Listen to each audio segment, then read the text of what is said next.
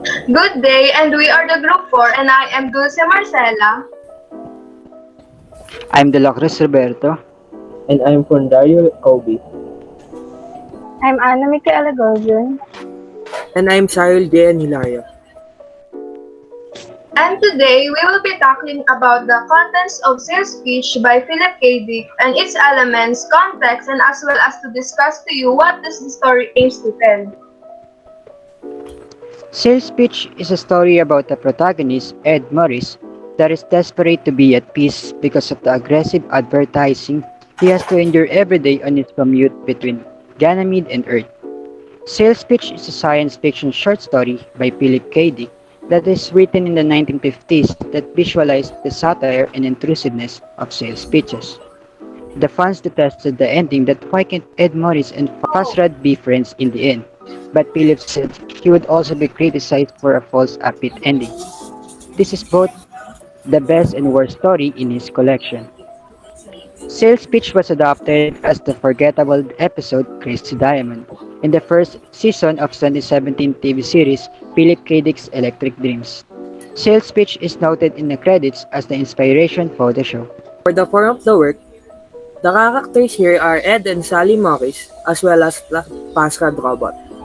The setting is in their house on Earth, on Ed's commute ship, and elsewhere in the solar system.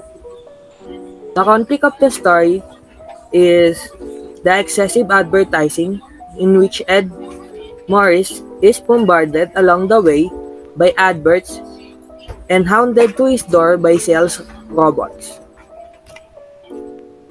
This story was told in the third person view and has the thought that technology can ease our life, but it can also destroy it at the same time.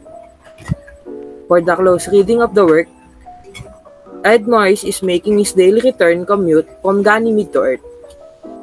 He is bombarded by intrusive advertising, voices with products he does not want. Even though Ed Morris went home irritated and tired, his wife Sally reminds Morris that it is his 37th birthday and prepared his favorite dish. He complains about the commute, especially the ads. Ed tells Sally he plans to go to Proxima where there are not many people, free land, and peace, but his wife Sally thinks it's too much backwards. Fast rod robots come to their door and proceed inside the house, began to promote itself, destroying various things and rebuilt it instantly. At 12:30, Ed Morris still sat at the end of the bed. Sally persuaded him to buy Fast Ride because it is not too much expensive, and he left the room and said nothing. Ed Morris goes out the living room where he saw Fazrad. It refuses to leave until he purchases it. Fazrad continued to promote itself and even conclude that his wife isn't capable enough. Morris left and reasoned out that he had to go to work even though it's nighttime. Fazrad follows him. Fazrad boarded his ship when he stopped at Mars to refuel. Irritated about the sales pitch of Fazrad, Ed changes course towards Proxima.